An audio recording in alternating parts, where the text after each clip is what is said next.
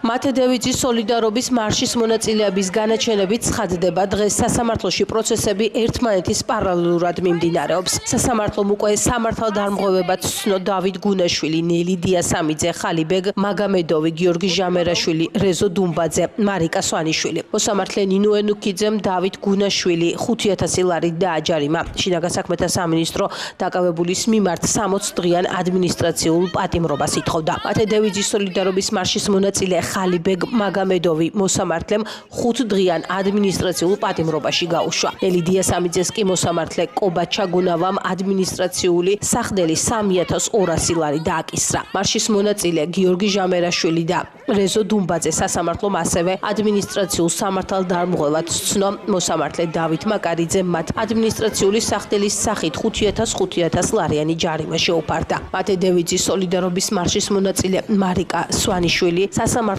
ადმინისტრაციულ სამართალდამღებად ცნო. მას მოსამართლე თორნიკე ქოჩქიანმა 4 დღიანი ადმინისტრაციული პატიმრობა შეუფარდა. მოსამართლე კობა ჩაგუნავამ 19 ნოემბერს დაკავებული ლუკა ხიზაძის პროცესი გადადო. ლუკა ხიზაძე დარბაზიდან გათავისუფლდა. სხდომის გადადების მიზეზი ის გახდა, რომ შინაგან საქმეთა სამინისტროს სამართალდამღების მტკიცებულებების მისატანად დრო მიეცა. ლუკა ხიზაძე 19 ნოემბერს პოლიკარპე კაკაბაძის ქუჩაზე დააკავეს. შინაგან საქმეთა სამინისტრო მას 173 მუხლის საფუძველზე პოლიციის კანონიერი მოთხოვნის დაუმორჩილებლობას ედავება და მის მიმართ პატიმრობის გამოყენებას მოითხოვს. შინაგან საქმეთა სამინისტროს მტკიცებით ლუკა ხიზაძე არ დაემორჩილა პოლიციელების მოწოდებას, გადასულიყო გზის სავალი ნაწილიდან. უწყების წარმომადგენლებმა მიუთითა იმაზეც, რომ ხიზაძეს არაერთი ადმინისტრაციული ჯარიმა აქვს და არ არის კანონმორჩილი. ცნობისათვის 19 ნოემბერს თბილისში მსჯავრდებულ მათე დევიძის სოლიდარობის მარში გაიმართა. დემონსტრანტები თავდაპირველად თესეოს პირველ კორპუსთან შეიკრიბნენ, შემდეგ კი მსვლელობა გამართეს. მარშის 13 მონაწილე სამართალდამცველებმა მელიქიშვილისა და კაკაბაძის ქუჩებზე დააკავეს. დაკავებულებიდან 5 ქალია. შინაგან საქმეთა სამინისტრო დაკავებული პირების ნაწილს პოლიციელთა კანონიერი მოთხოვნის დაუმორჩილებლობას, ნაწილს კი სიტყვიერი შეურაცხყოფის მიყენებას ედავება. ვერც შეძლო ვერანაირი მტკიცებულების წარმოდგენა, თუმცა ამის და მიუხედავად მოსამართლე მიიღო აბსოლუტურად აბსურდული გადაწყვეტილება. მას განუსაზღვრა 4 დღიანი ადმინისტრაციული პატიმრობა. ერთი მტკიცებულებაც კი არ იყო მის წინააღმდეგ წარმოდგენილი, არათუ მტკიცებულება, რომელიც დაადასტურებდა, რომ მან პოლიციელს გაუწია წინააღმდეგობა და უმორჩილებლობა ან მიაყენა სიტყვიერი შეურაცხყოფა. არამედ მარიამის საერთოდ არ ჩანდა კადრებში. მოსამართლე დაეყრდნო მოწმის ჩვენებას, რომელიც იყო აბსოლუტურად ცრუ, პოლიციელის ჩვენებას უგულისხმობ, რომელიც ამბობდა, რომ თითქოს და მარიამი მას აყენებდა სიტყვიერ შეურაცხყოფას. მოსამართლის გადაწყვეტილების მიხედვით შემიძლია თამამად ვთქვა, რომ ნებისმიერი ადამიანი შეიძლება ჩაითვალოს სამართალდამღებად იმ პირობებშიც კი, როდესაც ის საერთოდ არ იმყოფება აქციაზე. ჩვენი პროტესტი მიმდინარეობდა ძმები კაკაბაძების ქუჩაზე, სადაც სხვა აქციის მონაწილეებს ველოდებოდი და ზუსტად ამ დროს პოლიციამ ესე თქვა დაიწყო ძალის გამოყენება და მიწოლი ჩვენი საფეხმავლო ბილიკზე გადაყვანა, რაც იმ შემთხვევაში შეუძლებელი იყო იქიდან გამომდინარე, რომ ძალიან ბევრი აქციის მონაწილე იმყოფებოდა იმ წუთას და ამის მიუხედავად პოლიცია ცდილობდა ჩვენს საფეხმავლო ბილიკზე გადაყვანას. ბუნებრივია, სურვილს იქაც კი ადრეებს ჩანს, რომ ამას გამოვთქვათ, რომ გადავსულიყავით, მაგრამ როდესაც ხდება, რომ ძალიან ბევრი ადამიანი გამოსული, თითქმის ეს შეუძლებელია. ისაც დაკავება მოხდა, ესეც იმ პროცესში ხდებოდა, როდესაც გზიდან ესე ვთქვათ საფეხმავლო ბილიკზე გადასვლასულობდი, უკანა მხრიდან გოგა მემანიშვილმა სავარაუდოდ ჩამავლო, რა დროსაც მოხდა ჩემი ქურთუკის გახევა და უკვე დაკავებისას ძალიან ბევრი პოლიციელი დამეხვია ყავს, ეს კადრებშიც კარგად ჩანს თქვენი ტელევიზიის წესით და სადაც საუბარი იყო ძალიან ბევრი შეურაცხყოფელი სიტყვები. ერთ-ერთი პოლიციელის მხრიდან იყო მუხლის მორტყმა, რომელიც შემდეგ როგორც ვნახეთ მტკიცებულებებშიც ჩანს ეს ნაწილი. სანამ გიორგის დააკავებდნენ ჟამერაშვილს, ჩემ წინ მაგალითად ხდებოდა ესეთ რაღაცა, რომ სინდისის პატიმრობის ზვია ცეცხლადის მშობლებს ფიზიკურად უსწორდებოდნენ, აი ხან იქით აგდები, ხან აქით რა გადაწიეს, გადმოწიეს. პოლიციელების მხრიდან იყო გინებები, შეურაცხყოფები, აი ეს არა მოწოლები ესე ისენი. გზის გადასვლას ჩვენ არანაირად არც ვკეტავდით, რასაც არ ვკეტავდით, მივდიოდით.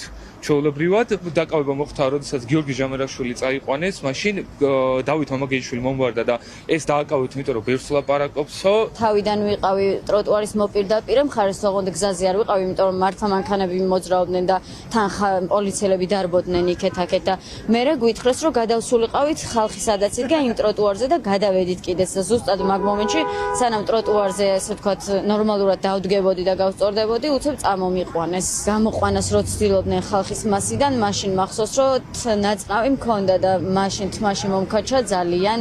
ეგ მახსოვს, იმიტომ რომ მე თმის ძირები მткиოდა. თუ მახსოვს, გოგა მემანიშვილი იყო საპატრულო პოლიციის უფროსი. არც ვიდეო ჩანაწერი არსებობს, არც სხვა პოლიციელის ჩვენება არსებობს და ჩვენი მხრიდან არსებობს მოწმე, რომელიც ადასტურებს, რომ მე პირიქით ვიყავი რეგულირებაში იმ თვალსაზრისით, რომ ჩვენი მსვლელობის, ასე ვთქვათ, მონაწილეები როგორმე უსაფრთხოდ გადმოსულიყვნენ და გაეგრძელებინათ მსვლელობა, ეს ყველაფერი აბსოლუტურად იგნორირებულია.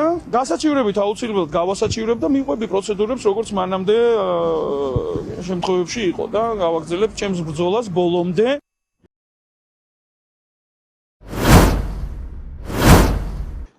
აქციების დროს დაკავებული თორნიკე თოშხვა და მინდია შერვაშიძე სასამართლომ პატიმრობაში დატოვა გადაწყვეტილება მოსამართლე ელენე გოგუაძემ მიიღო. დღევანდელ სხდომაზე დაცვის მხარემ წარმოთქვა შესავალი სიტყვა, ასევე დაიკითხა საქმის მთავარი გამომძიებელი და ინფორმაციული პატაკის ავტორი პოლიციელი. ამასთან გადაისინჯა დაკავებულების მიმართ შეფარდებული აღკვეთის ღონისძიება პატიმრობა და ის ძალაში დარჩა. ბრალდების მხარე ბრალდებულების კვლავ პატიმრობაში დარჩენას შუამდგომლობდა, ვინაიდან პროკურორ ნინო ჟვანიას განმარტებით ახალი გარემოება, რაც შეფარდებულ აღკვეთის ღონისძიებას შეცვლი და გამოვლენილი არ არის.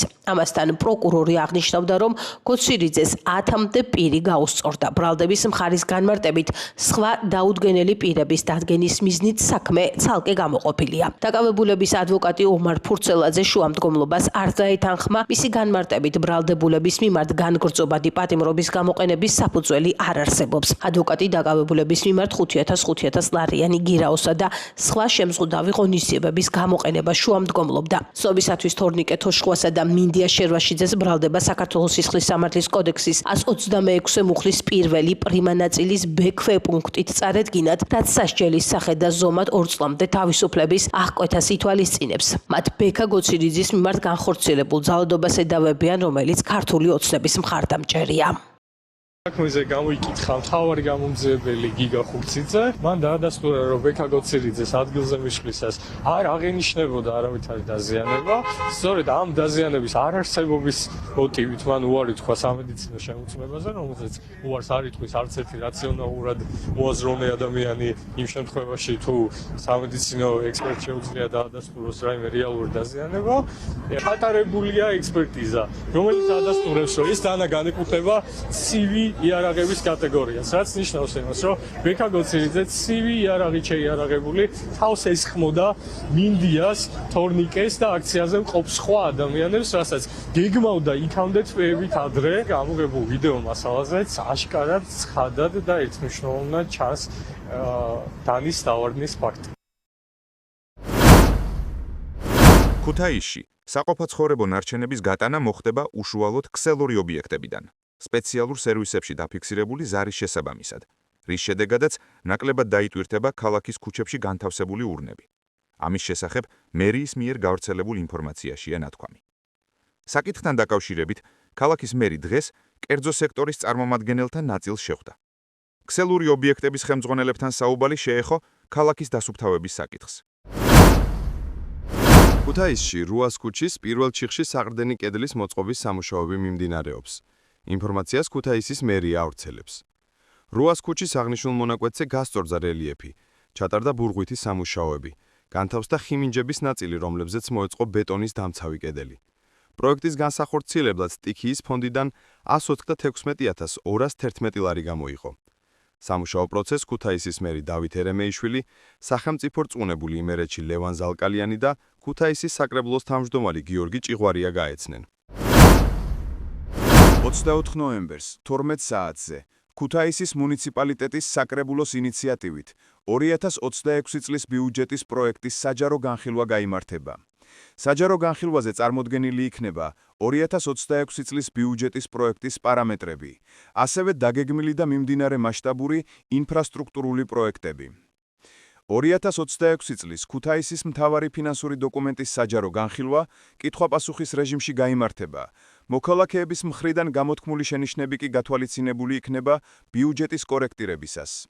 ქუთაისის მერიამ 2026 წლის ბიუჯეტის პროექტი პროცედურების დაცვით საკრებულოს განსახილველად მიმდინარე წლის 14 ნოემბერს გადასცა. ამ ეტაპზე მიმდინარეობს კომისიური განხილვა. 25 ნოემბერს კი კომისიური და საჯარო განხილვის შედეგად შემუშავებული შენიშვნებით შემდგომი განხილვისთვის აღმასრულებელს დაუბრუნდება, ნათქვამია გავრცელებულ ინფორმაციაში. შეხვედრას წარმომადგენლობითი ორგანოს წევრები და აღმასრულებელი რგოვის ხელმძღვანელი პირები დაესწრებიან. ვიზიარი ქუთაისიდან სლოვაკეთის დედაქალაქის ბრატისლავას მიმართულებით პირლაპირ ფრენებს იწყებს. ახალი მარშრუტი 2026 წლის 12 იანვრიდან კვირაში 4 ჯერ შესრულდება. 2 შაბათს, 4 შაბათს, პარასკევსა და კვირას ავიაკომპანიის Airbus A321 Neo ტიპის თვითმფრინავით. ბილეტების შეძენა უკვე შესაძლებელია. ვიზიარი ქუთაისიდან 12 ქვეყნის 23 მიმართულებით ოპერირებს. 2 დეკემბრიდან ავიაკომპანია პირდაპირ ფრენებს ვენეციის მიმართულებით იწყებს. 2025 წელს ვიზიარმა ქუთაისის მიმართულებით და ქუთაისიდან 6800 ფრენა შეასრულა. კანონთან კონფლიქტში მყოფი 14 წლამდე პირებისათვის პარლამენტის სპეციალური კანონის მიღებაზე მსჯელობს. ინიციატივის მიხედვით იუსტიციის სამინისტროს სისტემაში შეიქმნება კანონთან კონფლიქტში მყოფ არასრულწლოვანთა რეაბილიტაციისა და მხარდაჭერის ცენტრი, რომელიც კოორდინაციას გაუწევს კანონდარღვევი არასრულწლოვნების რეაბილიტაციასა და მხარდაჭერის პროცესს. ინიციატორების განმარტებით მიზანია სისხლის სამართლებრივი პასუხისმგებლობის ასაკს მიუღწეველი არასრულწლოვნების ინდივიდუალური საჭიროებების დადგენის გზით მათი რესოციალიზაცია, რეაბილიტაცია, მხარდაჭერა და დანაშაულის პრევენციის ხელშეწყობა. სამწუხაროდ მომრავლდა შემთხვევები, როდესაც 14 წლამდე ასაკის მოზარდები ჩართული არიან ისეთ ქმედებებში, რომელიც დანაშაულის ნიშნებს შეიცავს. ერთი, მეორე ფაქტია, რომ სავარაუდოდ ეს არის დასული ადამიანებისგან წაქეზებით, გამოწვევა სახეზე არის. არიან არასრულწლოვნები, რომელსაც რამდენიმე ათეული ამგვარი დანაშაული ჩადენილი აქვს და გამომდინარე იქიდან, რომ სისხლის სამართლებრივი პასუხისმგებლობა არ დგება 14 წლის ასაკამდე, შესაბამისად დაუსჯელად ხდება ერთის მხრივ მოქალაქეების თუ სხვადასხვა ბიზნესის წინააღმდეგ მიმართული ესეთი ქმედებები. ავირჩიეთ ყველაზე გამოცდილი ვერსია, გერმანული ვერსია მიდგომისა, რომელიც გულისხმობს, რომ 14 წლის ასაკამდე მოზარდებს რაც შეეხებათ, მათი არა დასჯა, არა სისხლის სამართლებრივი დევნა უნდა მოხდეს, არამედ უნდა მოხდეს მათი ქცევის გამოსწორება და ზრუნველობის პროგრამების მეშვეობით მათი დაბრუნება სოციალურად გამართულ ქმედებაში და კალაპოტში. სამხრეთ ოსეთის ავტონომიური ოლქის ტერიტორიაზე დროებითი ადმინისტრაციულ-ტერიტორიული ერთეულის გაუქმების ინიციატივის საკომიტეტო განხილვები დაიწყო. კანონმდებლები იურიდიულ საკითხთა კომიტეტზე მსჯელობენ. აღნიშნული ძალაში 1 იანვრიდან უნდა შევიდეს. მმართველ გუნდში აცხადებენ, რომ კონსტიტუციური დარღვევით ტერმინი სამხრეთ ოსეთი და სამხრეთ ოსეთის ადმინისტრაცია ნაციონალური მოძრაობის ხელისუფლებამ შემოიღო, რაც ქვეყნის ღალატი იყო. დაანონსებული ცვლილებები კითხვებს აჩენს ოპოზიციაში. Ოვანია ხელისუფლებაში ყოფნის 13 წლის განმავლობაში რა გააკეთა თავად რუსულმა ოცნებამ და რუსულმა ოცნებამ გააკეთა ის, რომ წერს უხდის ბოდიშს, საერთაშორისო ჟენევის მოლაპარაკების ფორმატს ლამობს ჩვენი ტერიტორიული მთლიანობის, ჩვენი ტერიტორიული დანაწევრებისთვის და რეალურად ჩემი ანალიზით ემზადება უდიდესი ღალატისთვის, იმისთვის, რომ საბოლოოდ მტერს ჩააბაროს საქართველოს ოკუპირებული რეგიონები. ჩვენ ვაფასებთ კონკრეტულ რისკებს, ვჯელობთ ამ კონკრეტულ საკითხზე და რა თქმა უნდა მივიღებთ შესაბამის გადაწყვეტილებას, მაგრამ ამ ეტაპზე ვფიქრობთ, რომ ამ კონკრეტულ ადმინისტრაციას შეუცვლით სახელს, ინფორმით რა სახელითაც არის, მაგალითად დღეს წარმოდგენილი და მაგალითად დავართმევდით სამაჩაბლოს, ვინაიდან დღეს დღევანდელ პოლიტიკურ მოცემულობაში ამას აქვს განსაკუთრებით სიმბოლური მნიშვნელობა, მაშინ, როდესაც დე-ფაქტო ცხინვალის ხელისუფლებას პრეტენზიები აქვს თუნდაც ჩორჩანის ტერიტორიაზე. კოლექტიურმა ნაციონალურმა მოძრაობამ ყველანაირი სამართლებრივი საფუძველი შეუქმნა თავისი რეზოლუციების ხელმოწერით ოკუპანტს რო განეხორციელებინა ოკუპაცია და 2006 წელს ჩაატარეს ალტერნატიული სეპარატისტული არჩევნები და უკაცრავად და გააправეს ეს სეპარატისტული რეჟიმი, შემდეგ აღუდგინეს სისაზღვრები, რომელიც გაუქმებული იყო ბატონის ზვიად გამსახურდიას მიერ და ამ საზღვრების მიხედვით ხდება დღეს ჩვენთვის უმტკივნეულესი პროცესი, რასაც ქვია ბორდერიზაცია. ხომ შესაბამისად ყველანაირი სამართლებრივი საფუძველი მათ შექმნეს და ეს არ არის კონსტიტუციური და საერთოდ ესეთი ფრაზა და სიტყვა სამხრეთ ოსეთი არ უნდა არსებობდეს ჩვენს, ასე ვთქვათ, კანონმდებლობაში, ვინაიდან ეს არის ჩვეულებრივ ცხინვალის რეგიონი. 2006 წელს მაშინდელი ხელისუფლება სააკაშვილის რეჟიმის ორგანიზებით, ხელშეწყობით ცხინვალის რეგიონში ჩატარდა ეგრეთ წოდებული ალტერნატიული სეპარატისტული არჩევნები, რაც თავისი არსით უკვე იყო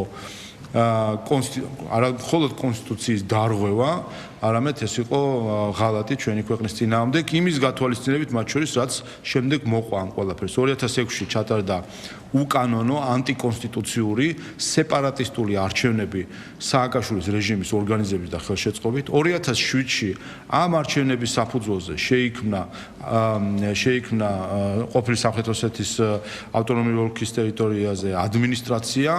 2007 წელსვე აღდგა 1990 წლის ადმინისტრაციული საზღვრები, ამით შექმნეს ყველანაირი წინაპირობა მათ შორის სამართლებრივი მხრივ, იმით რომ ადმინისტრაციულ საზღვრები აღადგინეს და მეორე შექმნეს ის ესკალაციური გარემო, რამაც მიგვიყვანა 2008 წლის ომამდე.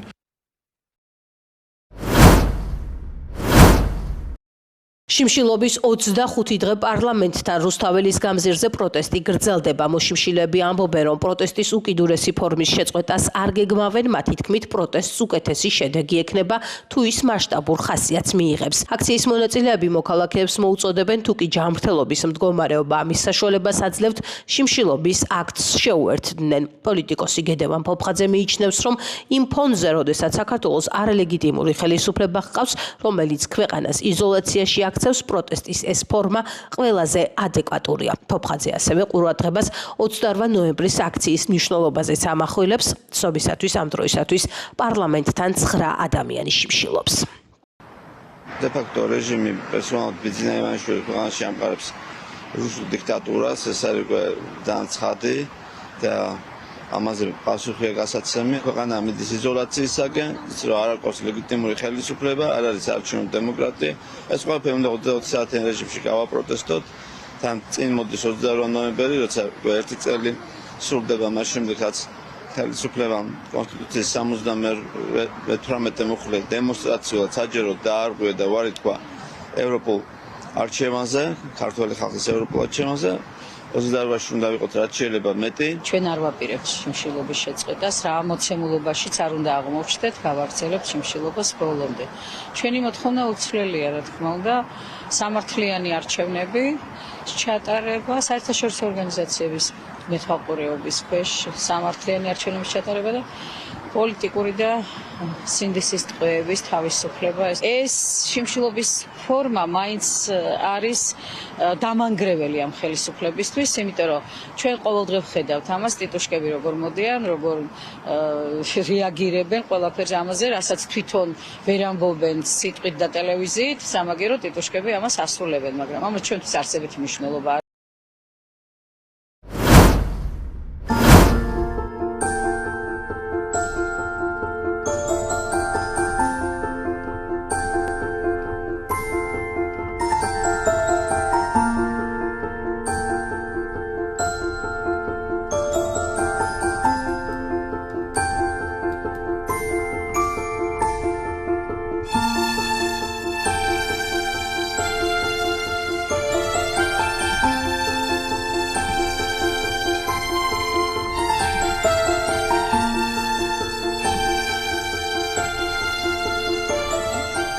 ეს არის ვორქშოპების და მასტერკლასების სივრცე, სადაც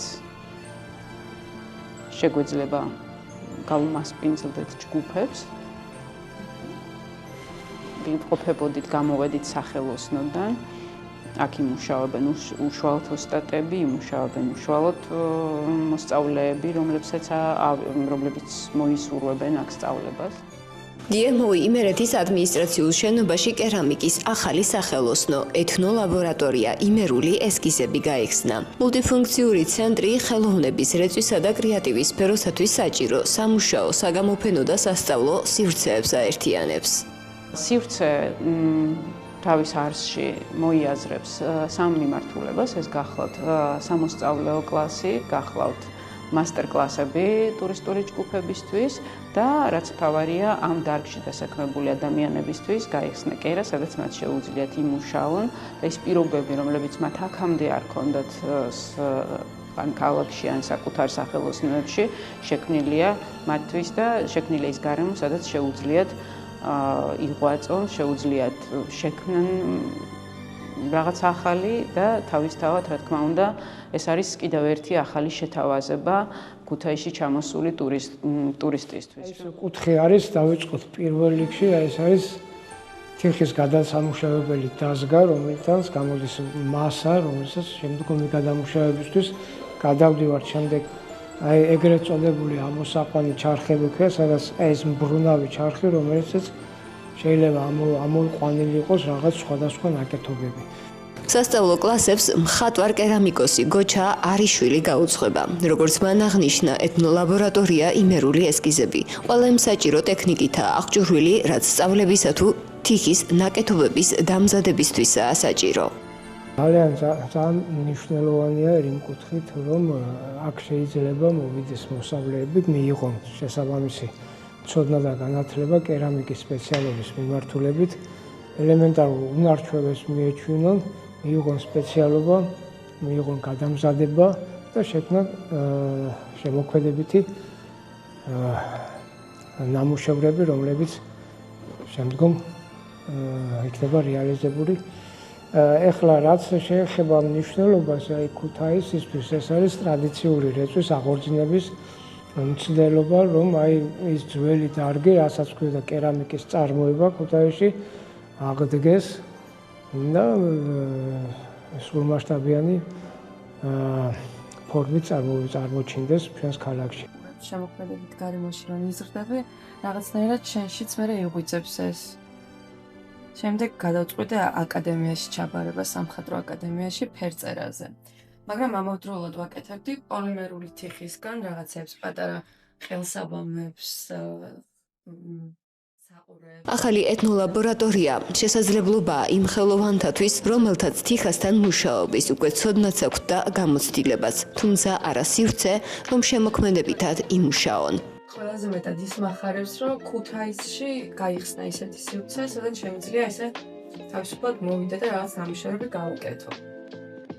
ეს იყო ჩემთვის ძალიან დიდი შესაძლებლობა. და სანამ ქუთაისში გაიხსნებოდა, მე თბილისში სტუდენტობის პერიოდში ვმუშაობდი. კერამიკა ისეთი სფერო არის, რომ როცა რაღაცას აკეთებ, ისეთი მოთმინება სჭირდება.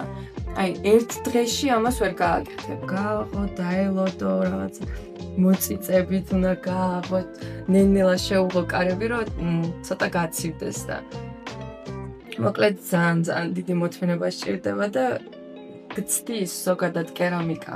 მაგაში აი, გამოცდილება არის ძალიან დიდი. დიდი თერაპია არის. ტურისტებს ძალიან მოიწონთ.